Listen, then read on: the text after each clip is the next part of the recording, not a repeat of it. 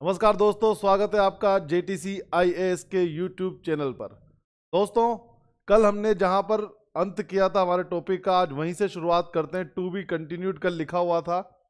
ये 3 शख्स जो आपको दिख रहे हैं, इसके अलावा एक अनीता लाल नाम भी इस टूल किट केस से जुड़ा हुआ है। क्या है टूल किट केस? कल टूल किट के बारे में पूरी जानकारी दी थी, ग्रेटा थनबर्ग के बारे में पूरी जानकारी दी थी। आशा करता हूँ आप लोगों को वीडियो अच्छा लगा होगा और आप लोगों ने रेस्पॉन्स भी बहुत अच्छा दिया है। तो आगे भी आप बने रहिए हमारे साथ, ऐसे कई करंट के मुद्दों पर विश्लेषण करेंगे। चलो चलते हैं आगे और सर्वप्रथम जानते हैं कौन है MO धालीवाल। मो धालीवाल कौन है? देखो दोस्तों, जो स्क्रीन पर चेहरा आपको नजर आ रहा है, मो धालीवाल दरअसल ये कनाडा के वैंकूवर में रहते हैं।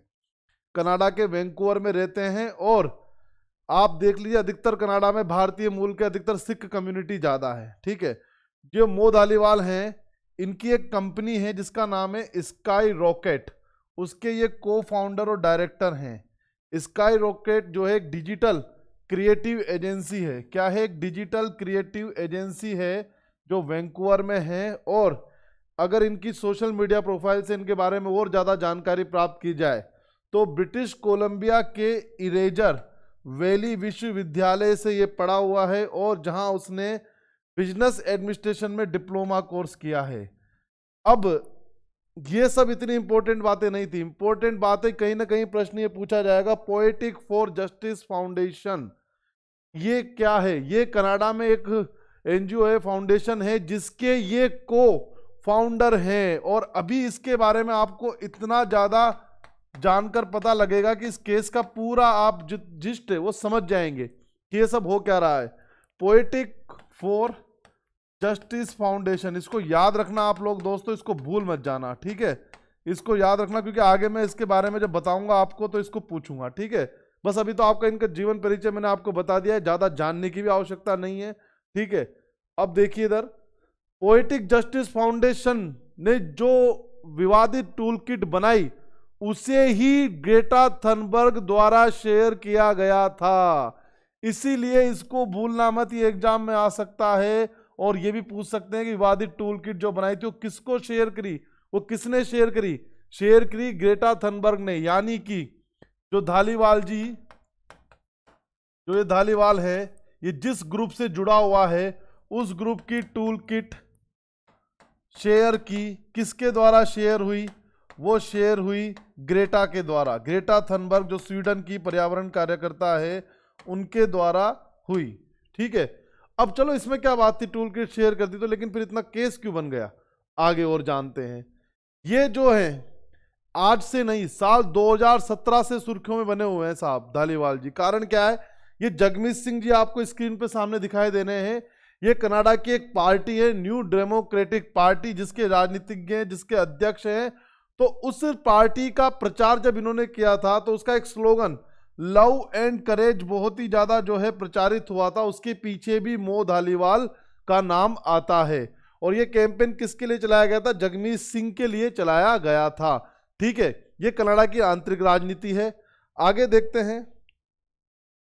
अब सितंबर 2020 में ऐसा क्या कांड कर दिया धालीवाल जी ने जो दिल्ली पुलिस और पूरे भारत की इंटरनल सिक्योरिटी पर बहुत बड़ा खतरा नजर आ रहे हैं।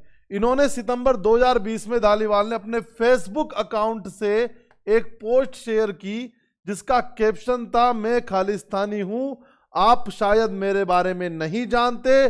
क्यों? क्योंकि खालिस्तान एक आइडिया है।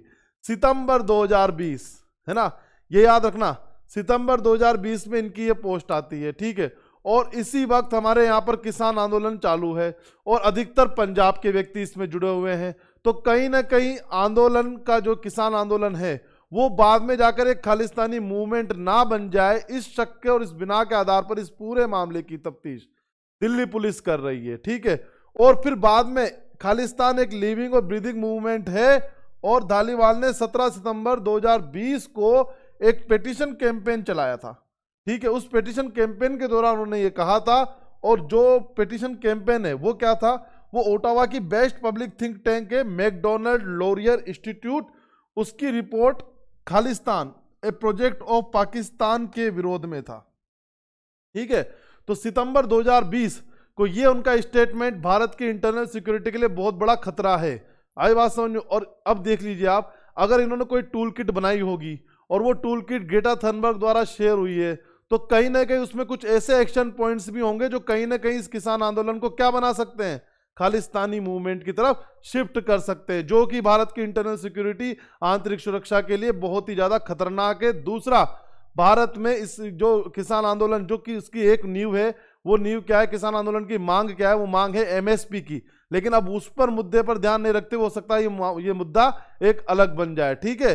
तो इसीलिए इंटरनल सिक्योरिटी को देखते हुए दिल्ली पुलिस ने इन पर एक्शन लेना चालू कर दिया।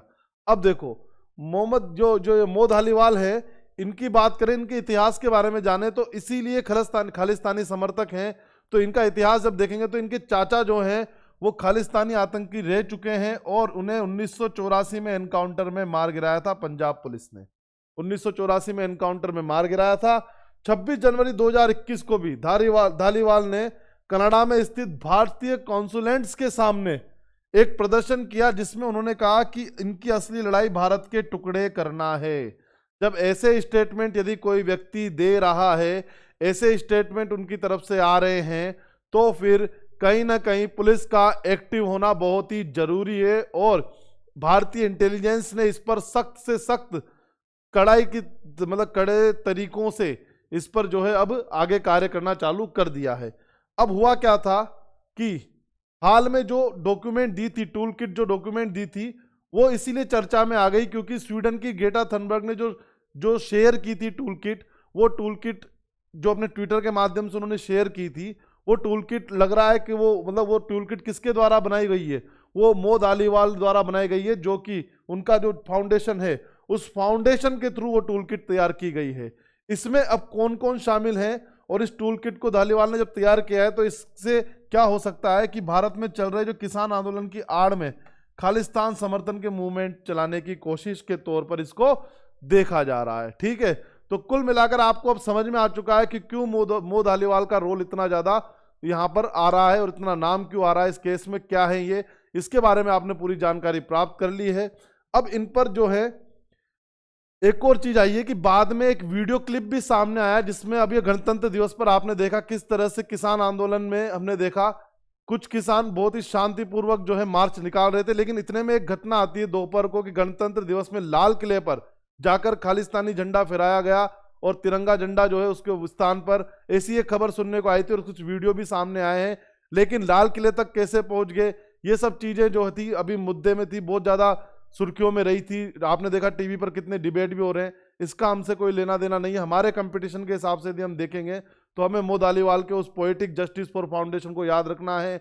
और क्यों इनकी नज़र पुलिस पर जो है, मतलब इन पर पुलिस की नज़र ज़्यादा है, क्योंकि इन्होंने खालिस्तानी समर्थक होने के नाते इन्होंने खालिस्तान के समर्थन की घोषणा की और भारतीय कॉन्सुलेट्स के सामने बोल रहे हैं कि भारत के टुकड़े करना इनकी असली लड़ाई है। तो इसीलिए ये एक तरह से भारत के शत्रु की तरह व्यवहार कर रहे हैं, ठीक है।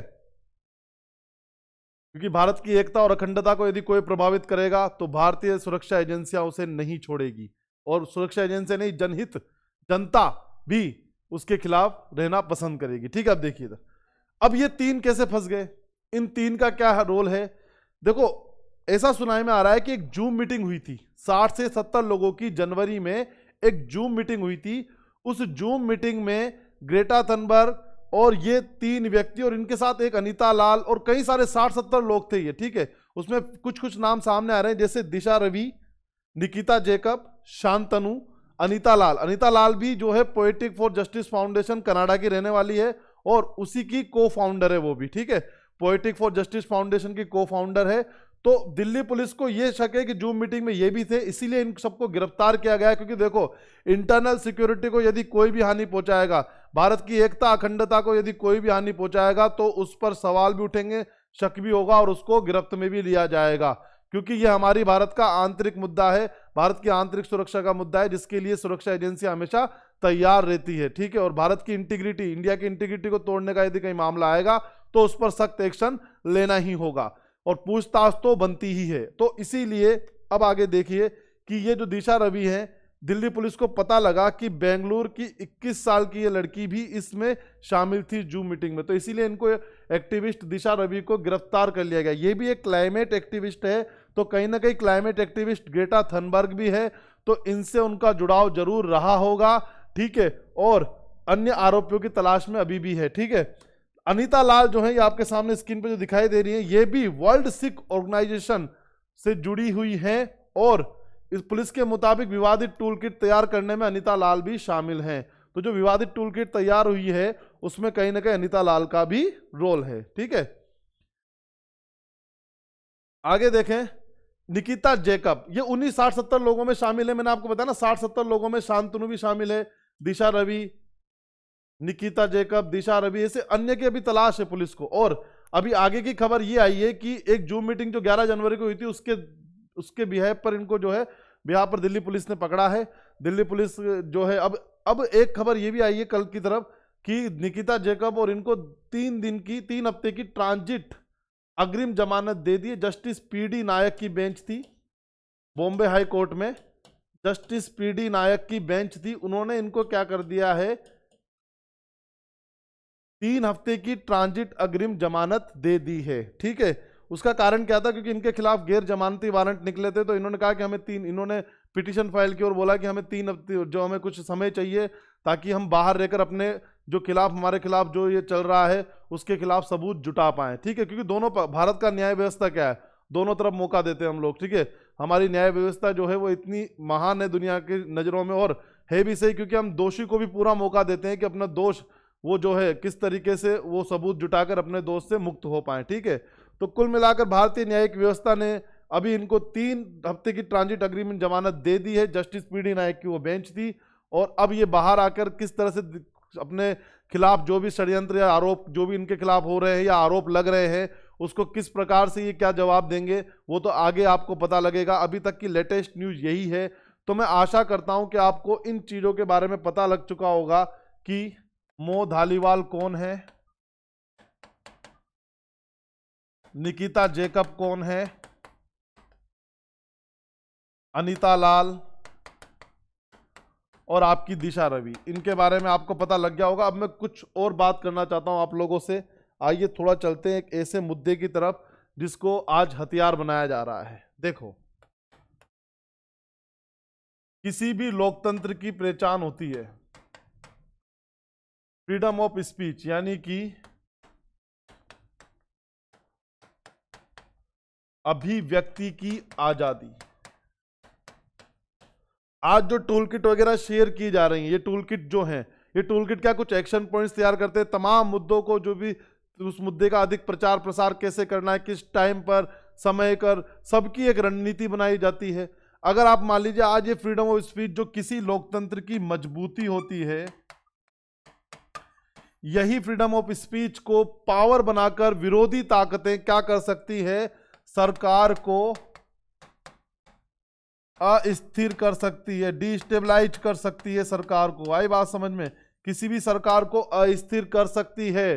क्योंकि मान लीजिए इस तरीके से यदि मुद्दा फैल गया, प्रचार प्रसार हो गया उसका, चाहे वो गलत रूप से हुआ चाहे किसी भी तरीके से, जनता की भावना भड़केगी और जन विद्रोह अगर चालू हो गए, भारत की आंतरिक सुरक्षा को भी क्या होगा, खतरा महसूस होगा, और कहीं ना कहीं लोकतंत्र में वो सरकार जो भी होगी वो क्या होगी, अस्थिर होगी, डगमगा जाएगी। ठीक है, तो कई बार अब क्या हो रहे हैं, अब के जो आंदोलन आप देख रहे हैं, जितने भी आंदोलन आप देख रहे हैं, कहीं ना कहीं आंदोलन जो एक रेखा में चलता है उसका रूप उसमें कुछ ऐसे मुद्दे सामने आ रहे हैं जिसमें लगता है कि आंदोलन अपनी दिशा से भटकता हुआ नजर आ रहा है। ठीक है, वो आंदोलन जो है, अब जैसे आप देखिए कि ये किसान आंदोलन चल रहा था, लेकिन कुछ ऐसे सबूत वो पाए गए जिसके अनुसार ऐसा लग रहा है कि कहीं ये किसान आंदोलन खालिस्तानी मूवमेंट की तरफ शिफ्ट ना हो जाए, ऐसा इन तथ्यों के आधार पर लग रहा है। ठीक है, तो इसमें क्या होता है, जो किसान वास्तव में एमएसपी के लिए लड़ रहे हैं, कहीं ना कहीं उनकी भी जनभावना आहत हो रही है, तो ये विरोधी ताकतें क्या कर रही है, ऐसे माहौल का फायदा उठाना चाहती है। ठीक है, और फ्रीडम ऑफ एक्सप्रेशन यानी कि फ्रीडम ऑफ स्पीच, अभिव्यक्ति की आजादी,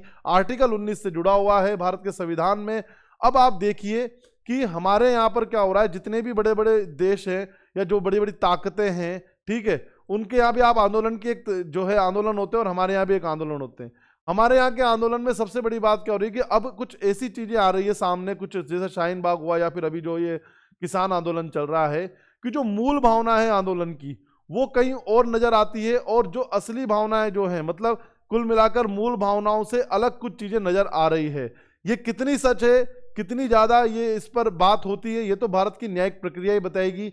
लेकिन जो मेरा आपसे समझाना था कि ये व्यक्ति कौन कौन है और किस तरीके से ये कार्य कर रहे हैं और क्यों इन पर दिल्ली पुलिस की नज़र पड़ी, वो सिद्ध हो चुका है। हमारी जानकारी केवल मुद्दों तक आपको पहुंचाना है, बाकी न तो हम कोई फैसला कर सकते हैं और न ही हम किसी टिप्पणी पर अपना अब जो है हक जताते हैं कि ये टिप्पणी हमारे द्वारा दी गई है। ठीक है, जो बातें आपको यहाँ पर नजर आई है वो यही है कि वो टूल किट जो है वो टूल किट से कुछ ऐसा हुआ है कि शायद वो टूल किट ही जिम्मेदार हो गणतंत्र दिवस पर लाल किले पर, या फिर ये जूम मीटिंग किसी और तरीके से हुई हो। दोनों पक्ष जो है अपनी अपनी बात रखेंगे और जो भी न्यायपालिका फैसला करेगी वो सबको स्वीकार्य होगा और हम न्यायपालिका के फैसले का इंतजार करेंगे। तो इसी के साथ धन्यवाद दोस्तों, बने रहें और मुद्दों के साथ भी, और JTC IAS पर प्लेलिस्ट में जाकर वीडियो देख लिया करें, और रात को तो हम लाइव आते ही हैं, तो लाइव बने रहिए हमारे साथ रोजाना 6 से 10। ठीक है, 6 बजे से 7, 7 से 8 अभी स्लॉट नहीं चल रहा है क्योंकि अभी कुछ जो है टेक्निकल प्रॉब्लम्स आती है, उस समय लाइट थोड़ा सा चली जाती है या फिर शोर रहता है आसपास, लेकिन 8 से 10 तो रोजाना क्लासेस चली रही है और नोटिफिकेशन आपके पास आ जाएगा। करना क्या है, बस आपको ये डेली तो बजानी है, बस ये घंटा बजा दीजिए और उसके बाद आपको नोटिफिकेशन मिल जाएगा। तो इसी के साथ धन्यवाद।